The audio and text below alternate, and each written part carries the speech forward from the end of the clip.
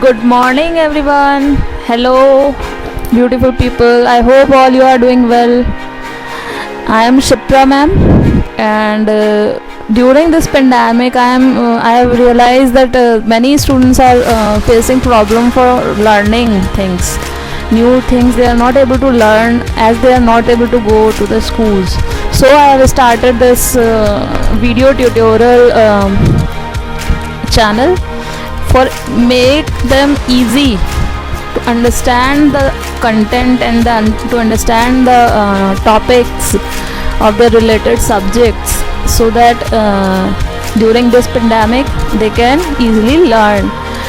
And I hope all you are maintaining distance as told by all the medical professionals and our PM, that he is saying again and again that social distancing is very important, and washing your hands very frequently. So I hope all you are doing this thing also for your prevention. So stay at home, stay healthy, but stay busy also. Today I am gonna explain you chapter 1st of CBSE board, class 11th biology, the living world.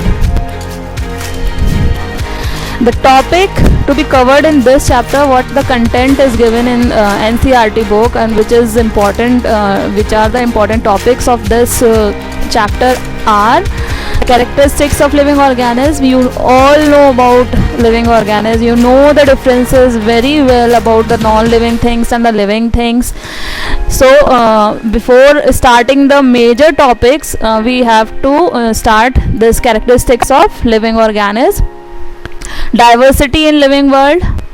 Nomenclature of the living organism. Nomenclature means naming the procedures. The procedures of living the procedure of naming of living organisms.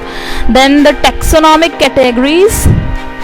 Firstly, I will explain you what is taxonomy. It is a new term that you are not aware of it, as it is a new chapter. It is a new starting chapter. So I will definitely explain you the taxonomic category, taxonomic hierarchy, and the last topic of the chapter is taxonomical aids. So we will start from characteristics of living organism in today's session, because the time limit is there and very big videos becomes very monotonous. So I am going to explain you this small part or some topics of the chapter, and then in this next video I will definitely explain you the rest of the chapter, the rest of the topics. So in today's session, the part first of the video, I am going to explain you characteristics of living organism. What are the characteristics? It's just a revision of your earlier knowledge, previous knowledge, we call it previous knowledge. So it is just a revision of your previous knowledge, the characteristics of living organism. Then diversity in living organism and the nomenclature. In today's session we will cover only these topics. Okay, so firstly the characteristics of living organisms. Okay, students, before explaining characteristics of living organisms, what is life? How we can define life? How life can be defined?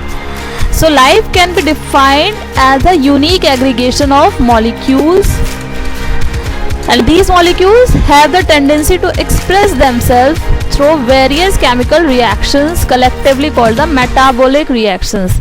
So all the molecules, all the living organisms are made up of matter, and matters are aggregation of atoms and molecules, right? They are tiny particles. So unique aggregation, all the living organisms are made up of unique aggregation of molecules, and these molecules can express themselves by various chemical reactions and utilize the energy.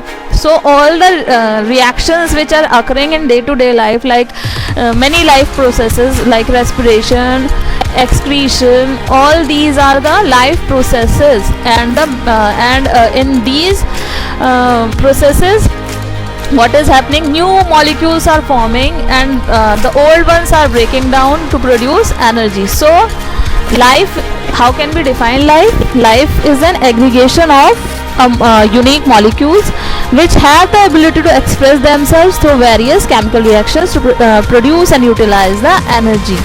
So now what is metabolism or metabolic reactions? It is also a very important term when we are talking about living organisms. The term is used to define the reactions occurring for the production and utilize. The reactions which are occurring, the life processes which are occurring inside us are known as metabolism, which is known as metabolism, in which production of molecules takes place and utilization of energy takes place. That is metabolism. Metabolism is also of two types, anabolism and catabolism, which has not been explained in your NCERT book. Metabolism is of two types, anabolism and catabolism. Anabolism is the production of new molecule by utilizing energy, and catabolism is the breakdown of molecules to release energy. In your next classes you will be aware of these topics. Next is characteristic of living organism.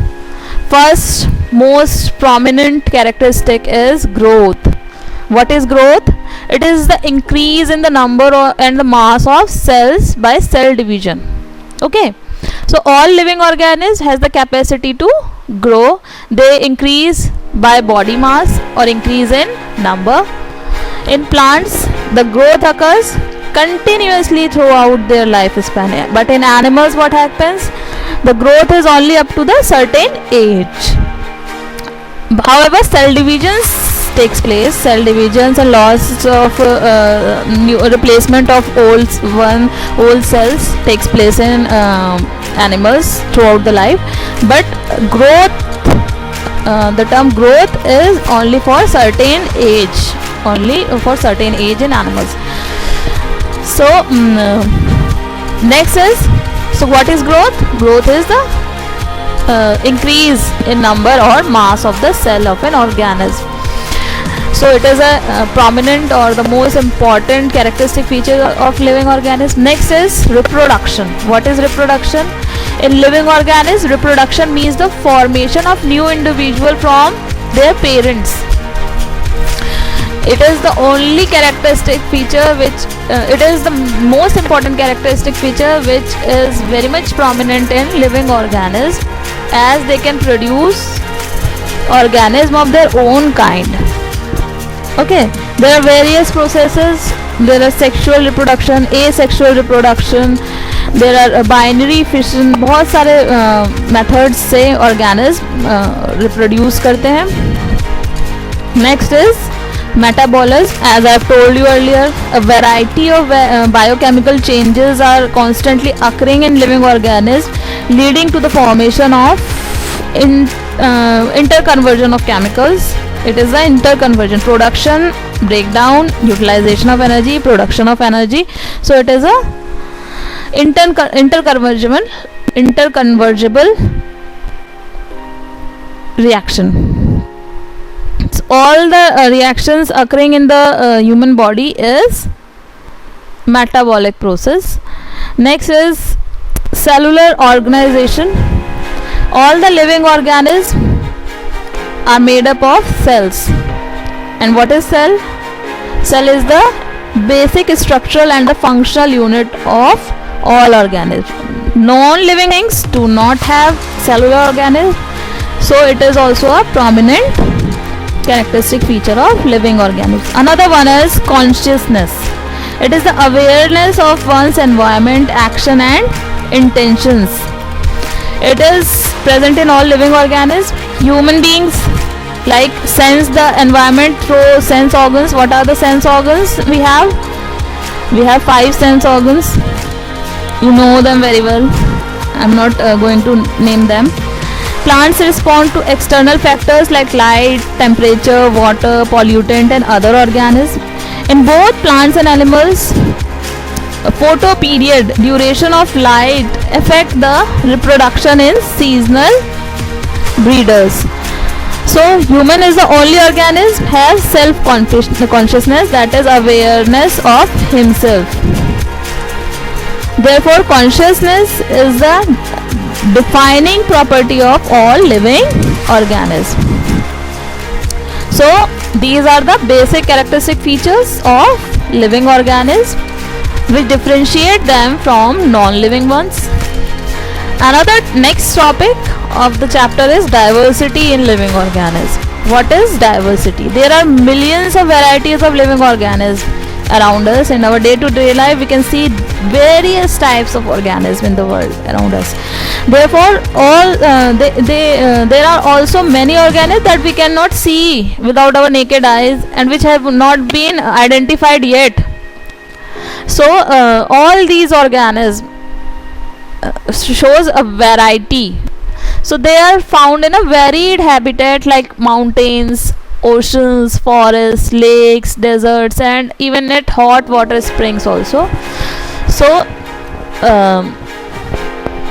what is the purpose of saying this? That all the living organisms which live on earth together make up the natural diversity of the life in the world. This natural diversity, the diverse form of organisms on the earth, is known as biological diversity or biodiversity. We define it as a biological diversity or biodiversity. Student, watch the video till last so that you can get all your topics and notes also.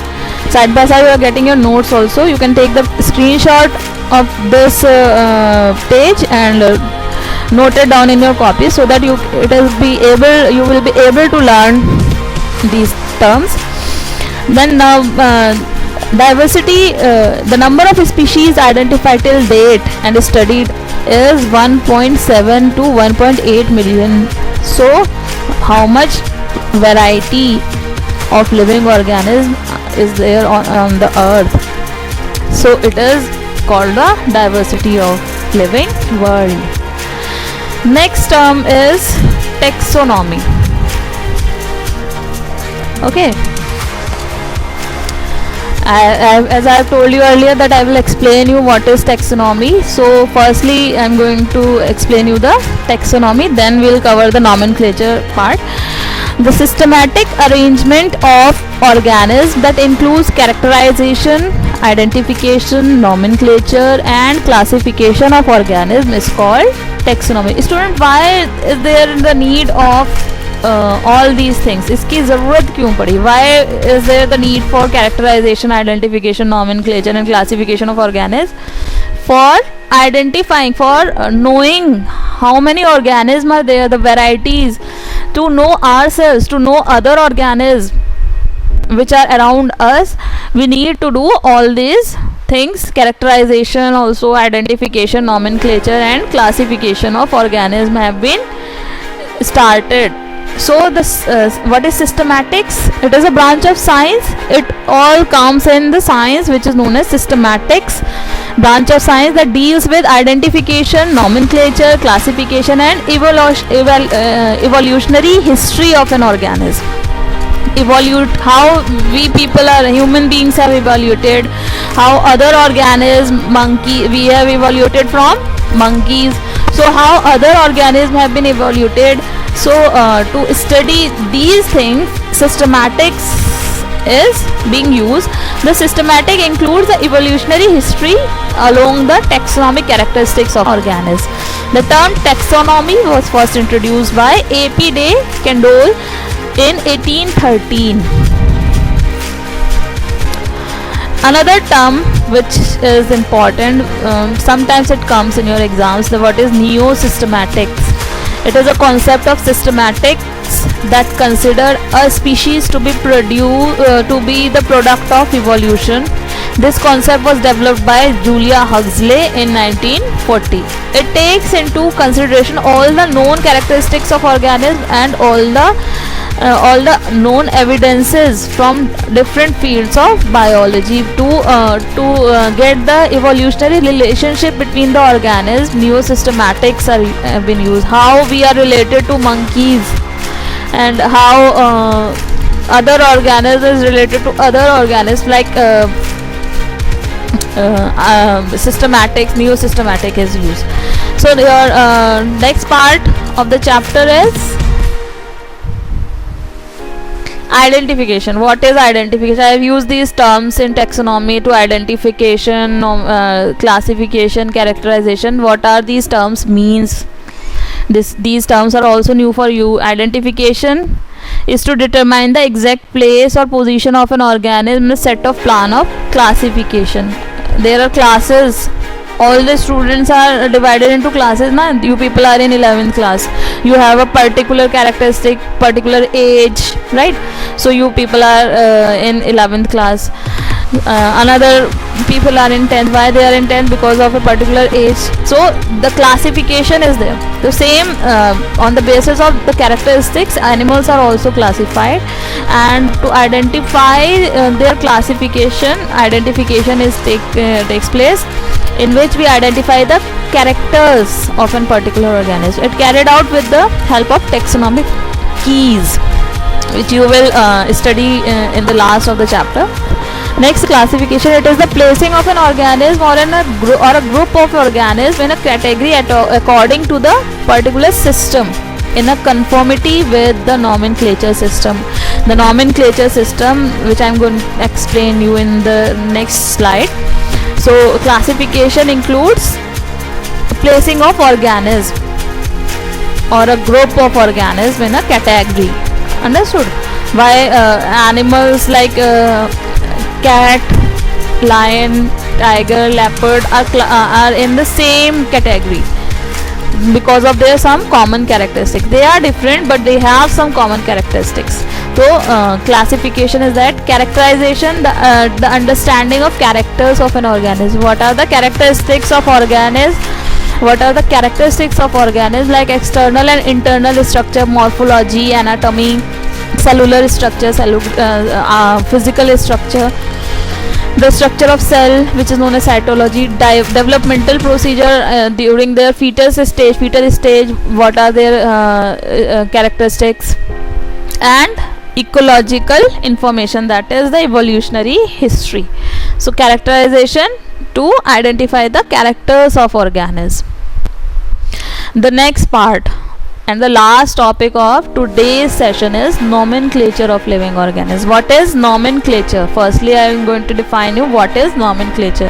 The naming of living organism is called nomenclature. The names are of two types. We have two types of name. All the organisms have two types. The vernacular names, that is the common names or the local names we call it, and scientific names. Firstly, local names. What are local names? Why we use local name? Locally used names are called the local names. Like local names are in local language or common language. Local names are easy to use. Why people use local language? Because they are easy to use. But these local names cannot be used by biologists due to following drawbacks. Why biologists or scientists do not use these local names? Because a single local name is often used for many species. We use local name for same local names for many species. Like a crow is of different types, but we used to take only that local name only for all the species. You will be explained in your next part of the video.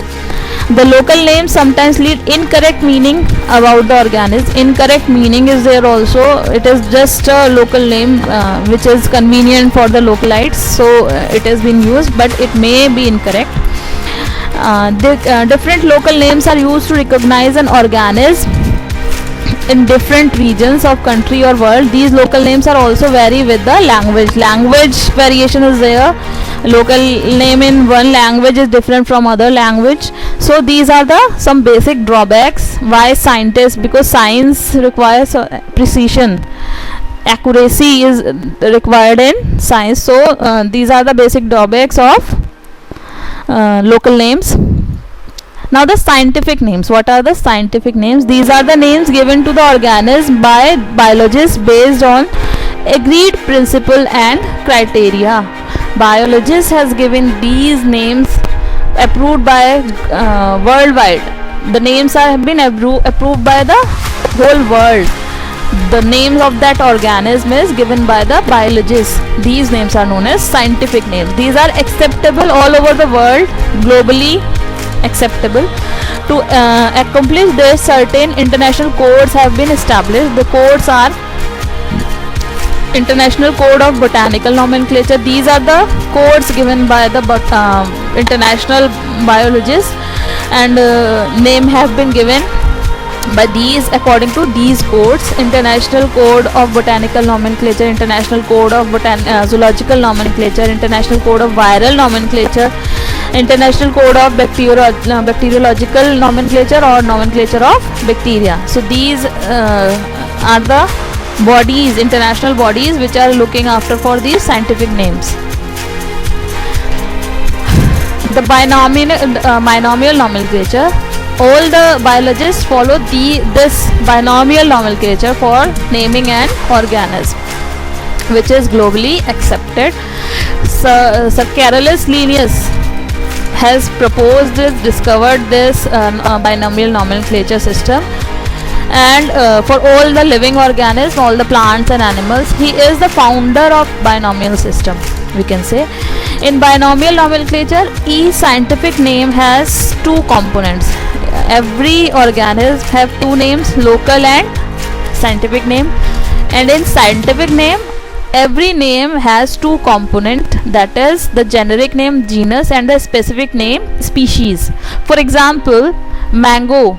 The scientific name of mango is Mangifera indica. Mangifera is the genus and indica is the species name. There are some rules for writing binomial nomenclature, for writing the names of organisms in binomial nomenclature. The first rule is a scientific name generally has two components that are in Latin or derived from Latin irrespective of their origin. Second rule is first word of biological name denotes the genus, as I have told you earlier, whereas the second name denotes the species for that organism.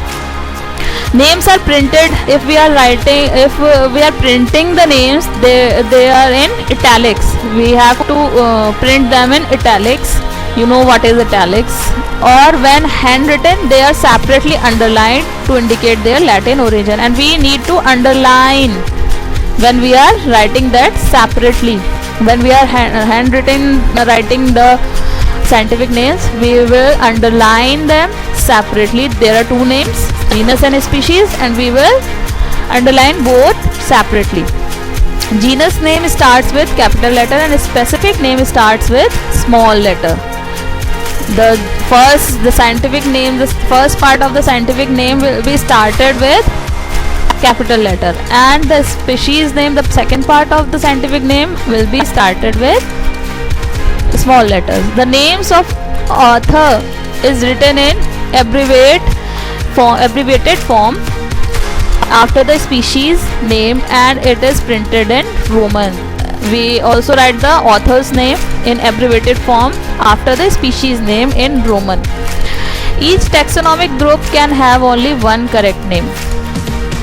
The name should be short, precise and easy to pronounce. It should be easy to pronounce. मुश्किल नहीं होनी चाहिए उसको pronounce करने में. तो ये सारे these all are the rules for writing a scientific name in binomial nomenclature system. Like Mangifera indica, as I have given you the example. Mangifera is the genus name and the indica is the species name. So students, this is all about your first session, today's session, first part, in which I have explained you characteristics of living organisms, taxonomy, what is taxonomy, and nomenclature system, diversity of living organisms. I have completed half of your chapter in this video. I hope all you have understood the concept. If there is any query, write me comment in the comment box, and kindly like the video, share it with your classmates, with your colleagues, and also subscribe, and don't forget to hit the bell icon so that you can get the notification of my next video, which is in continuation of this chapter. Okay, okay, bye. Hope you all will rock. Stay awesome, stay healthy, stay busy. Bye.